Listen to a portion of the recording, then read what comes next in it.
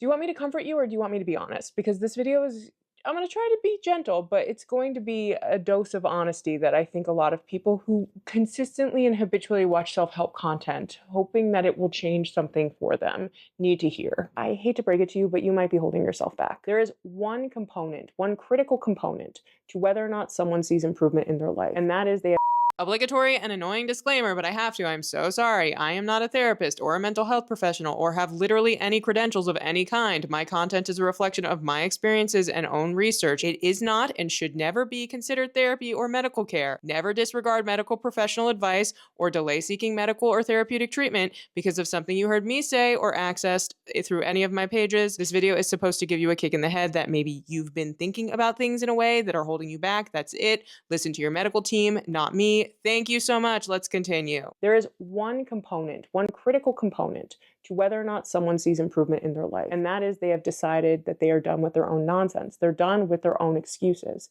And I know people think they have really good excuses. I know that they think they are the exception and that their problem is bigger than anyone else's problem and no one has ever overcome exactly what they're going through. But I'm telling you right now that is not true. It is a miracle that you are alive. The power of the human mind and of humans' willingness to survive and our perseverance and our ability to keep going despite really terrible circumstances is unmatched. Your brain is incredible and you can do anything that you set your mind to. Absolutely anything. And the problem is that you haven't fully allowed yourself to believe that. And so you think that you are still a slave to your circumstances. And I am here to tell you that you are not. You don't have to be. If you're new here, my name is Charlotte and I make videos for people who want to get out of their own damn way. We talk about the tools and strategies to help you build the life that you want to live. And if that's something that sounds good to you, please consider commenting, liking, subscribing, just interacting with the video in some way is really helpful.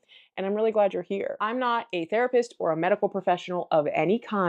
Feel free to click off this video if you feel like that disqualifies me from giving you any sort of advice. I am a person who's gone through it. I've had every diagnosis you can think of. I was in rehab for my 20th birthday. I've been through it. And now I'm doing absolutely fantastic. I no longer feel like a slave to my own brain. So if that's what you're looking for, here's what I have to say. I have 3 things I want you to take away from this video. The first thing is your mind is powerful. You do not have to be at the mercies of your emotions. I don't care what your diagnosis is. You are not your diagnosis. You are you. You need to stop identifying with that diagnosis and separate yourself from the DSM. It's helpful if you need medication. It's helpful for your doctor and your therapist and everyone to bill your insurance company. You need a diagnosis to work within a system. If you just say, well, I have this diagnosis, that's not going to work for me. How do you know? You're allowing this diagnosis to be a self-fulfilling prophecy and it's holding you back. The second thing I want you to take away from this video is that your emotions can either run your life or you can control them. You can control your emotions. Your emotions are an evolutionary tool that we have developed as human beings to provide us with information about our environments and to motivate us to respond to that information. And I'm going to talk about that in a second. But no one actually teaches us about this. No one teaches us what our emotions are and how we deal with them. They're useful information that we can either allow to run our lives or we can use to our advantage. The third thing I want you to take away from this video is that self-help content will not save you. You have to save yourself. I think self-help content can be a very good tool. It can be an excellent resource. It can help you build community and find people, but it is not going to give you all of the answers. You have to look inward for that. And we're going to talk about those 3 things right now. In order to make a change in your life, it's actually very simple, but that does not mean it's easy. You need to know where you are, you need to know where you want to go, and you need to take persistent action to get there. Move in that direction.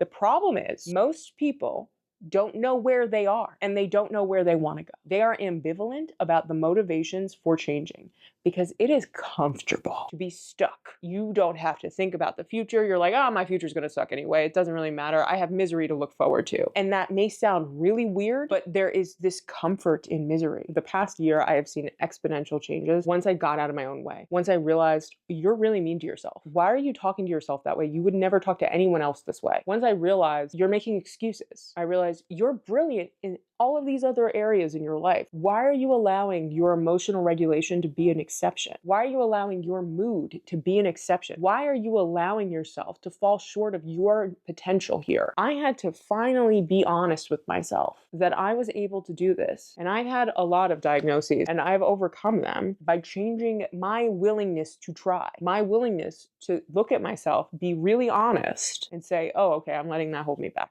Okay, yeah. I can see that now. I realized that I was over-identifying with every label that I was ever given. Once I got some sort of diagnosis, I'm like, oh yeah, okay, that's my limitation. Okay, I did that to myself. I did that to my own mind. What you have to realize is this diagnosis, it's not who you are. It is a tool for the people helping you, your physicians, your therapists, whoever is helping you to get you the resources you need, to tell the insurance company, I need to build this for this therapy appointment or for this medication. It is not who you are. It is simply a mechanism within the system. You do not have to allow a diagnosis to prevent you from getting better. And that is what I see a lot of people doing in my comment sections. This is a risky video to make, but the reason I'm making it is because I see a trend in not just my own comment sections, but also across self-help content generally, where people are saying that their circumstances will not allow them to change. I see comments like, I'm a highly sensitive person, so this won't work for me. Or I have CPTSD, so this won't work for me. Or I'm emotionally dysregulated, so this won't work for me. And to those people, I ask, do you think that everyone who's ever had those diagnoses just never got better? Do you think that there's no way out? It's funny because I picked 3 examples where I fit those descriptions to a T. For decades, I was those people. I've had so many diagnoses, and I had to realize that I was the reason I wasn't getting better. It was me, because these were diagnoses of the mind. These were diagnoses of how I reacted to situations. And people will say, well, I have a biological component to my disorder. Like, I have a mood disorder. I have this, I have that. I'm on medication. Yeah, same. Yeah. Me too. But the thing I'm realizing is that people don't actually know what it means to feel better, to get better. They don't know what it takes to actually see improvement in their life. And I don't know if that's because no one's ever told them or if it's because they don't want to hear it. This video may sound unempathetic for people who think, well, I can't do it because I have this diagnosis, I have XYZ. And please remember, I'm talking to a lot of people right now, and I don't know your personal circumstances, but I do know that humans are resilient. And it is not until you tell yourself, I can do this, I can get better, I can see the change I want to see in myself. It's not until you say that to yourself that you will see it. You can't expect anything to change if you just say, well, I'm this diagnosis, so nothing's going to change. It's what I did for a really long time. And so you can comment in this video like, oh yeah, this doesn't apply to me, but okay, I'm just going to say, I wish you the best. No hard feelings. But for those of you who want to actually do better in life, want to actually see changes, want to actually feel better, it's about feeling good. That's what this is about. It's just about feeling good and being excited about life, even if it's not perfect, and not being overreactive and not allowing yourself to exhaust yourself because you just have to react to every single stimuli in your life. Peace. What it's about. It's about peace. And you know what people do. We sit there and we berate ourselves, our thoughts. We go over, we overanalyze, we overthink. We start to think about all of the things we did wrong that day, or you may start to think about like, oh my God, why am I like this? What is wrong with me? What, like, I'm such a fill in the blank with something horrible. And I would do that to myself all the time. It was my internal monologue. I was abusing myself. And out of nowhere, one day, I'm sitting at my computer working as I always do because I'm a Capricorn stellium and no one can stop me. And I was just like, girl, why are you so mean to yourself? And it was a voice I had not heard before. I was shocked that I heard myself fight myself like that. And that's what it was. I was interrogating my own thoughts in that moment. And that, my friends, is your neocortex. That is your executive functioning. That is how you actually deal with your emotions. And it wasn't until I started reading about this stuff and understanding what it is that happens in our brain and our body when we experience emotions did I understand how to control my own. And I'm going to go through that right now. So how do emotions work? Again, I want to preface this by saying I have no actual background in this. This is all self-taught. With that grain of salt out of the way, let's talk about it. Your emotions are complex reactions to stimuli. That stimuli can be external or it can be internal. An internal stimuli is your thoughts. An external stimuli is someone being annoying or something like that, or like some sort of perceived danger around you, for example. What you have to understand about your emotions is that they are information that is evolutionarily been wired into us in order for us to take action in some way. Anger is an emotion we feel when we felt like we've been wronged. It's a sense of perceived injustice, and that is meant to motivate us to correct that injustice. Anger really energizes you, right? It energizes you to do something because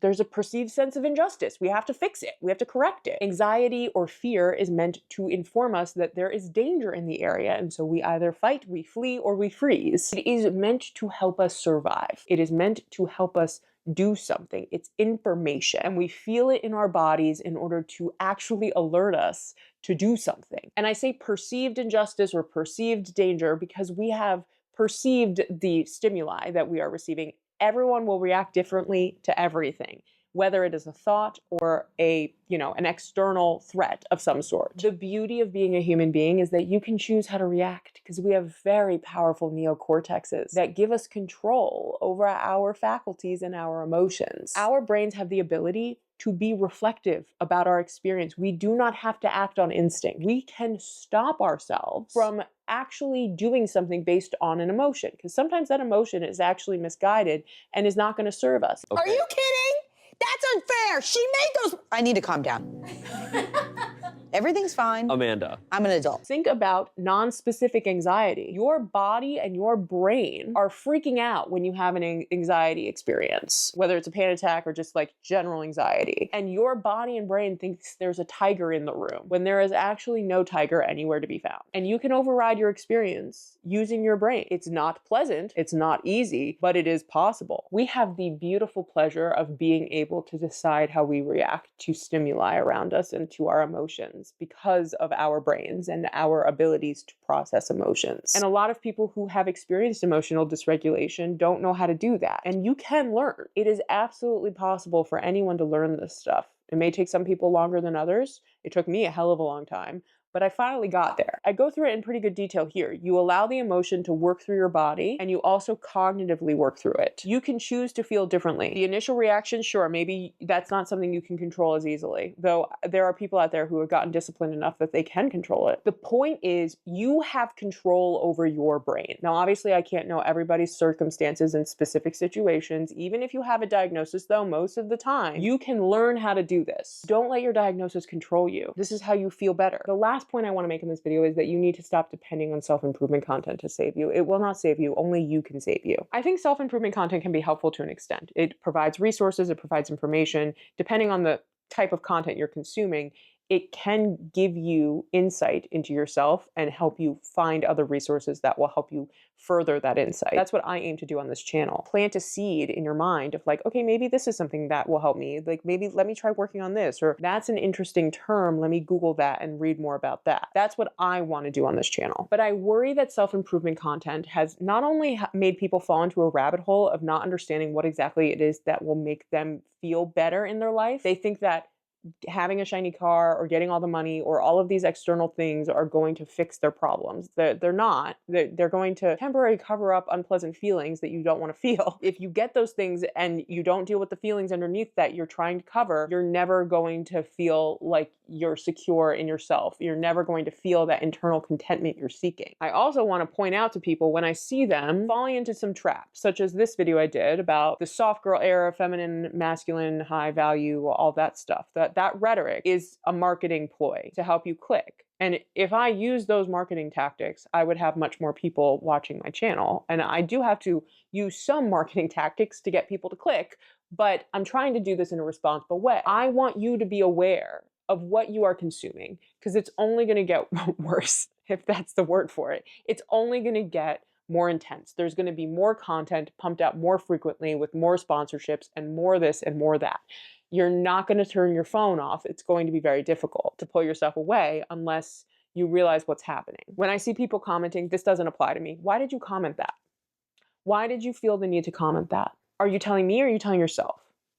What's going on? I understand if you're familiar with like the whole bean soup incident, like there is a larger conversation happening here. But the fact that I see people commenting things like, this doesn't apply to me, this won't work for me. Okay, move on. And that to me suggests that not only is there like a media literacy thing happening here, but also some learned helplessness of like, this won't work for me. But also you have to learn to think for yourself. You have to learn to look inward. I fear that people are not coming to their own conclusions about things, even though everyone's opinionated and everyone's sharing an opinion. And there's a lot of people journaling in comment sections and all that stuff is happening. I worry that self-improvement content is just people handing other people information that they don't think about critically. When I was coming at self-improvement from a place of hurt and of I need to change myself at all costs because I can't live like this anymore, from a place of I am the worst and I need to change myself in order to feel better. When I was coming at self-improvement content from that place, nothing worked because I was trying to change myself because I hated myself. And that is not going to work for you. This has to be about doing it because you deserve it. Please do not go on a self-improvement journey because you are trying to change some sense of brokenness in you. You are not broken. You have been taught limitations and you are allowing those limitations to hold you back. What you need to do is release those limitations. This is about feeling limitless. This is about knowing that you can do what you set your mind to doing. This is about learning to trust yourself. It is about learning that you have all the answers you need inside of you if you just stop consuming content and reflect for a second.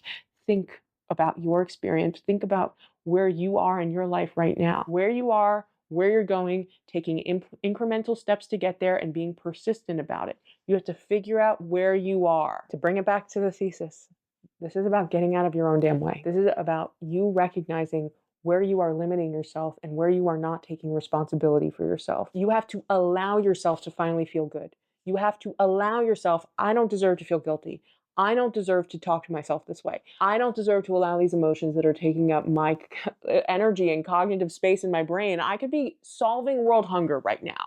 I could be doing literally anything else, but I'm choosing to hate myself instead. Why? What did you do to deserve that sort of internal monologue on a loop? Do you go out and kick puppies? Do you steal children? What is it that you did that's so damn bad? Even if you've done a few things in your life that you would label as irresponsible or morally incorrect, you are not individual actions. You are the sum of a whole. And you get to decide how you react to people. You get to decide how you interpret the world around you.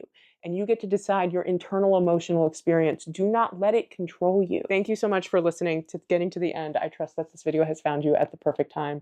I will be interested to see what the comments have to say. I'm going to put a video on the screen that maybe you'll like. Thank you so much for being here, and I will see you in the next one.